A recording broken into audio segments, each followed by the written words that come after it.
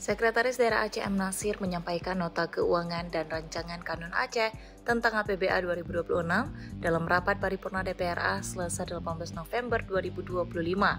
Dokumen anggaran tersebut disusun berdasarkan KUA PPAS tahun 2026 dan berpedoman pada RKPA 2026 yang ditetapkan melalui Pergub Aceh nomor 26 tahun 2025.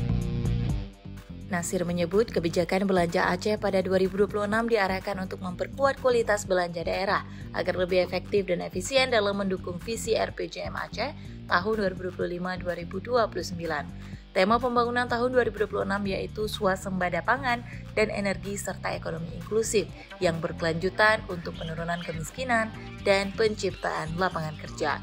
Nasir berharap DPRA dapat memberikan persetujuan bersama sehingga APBA 2026 dapat ditetapkan tepat waktu dan mendukung target pembangunan Aceh di tahun depan.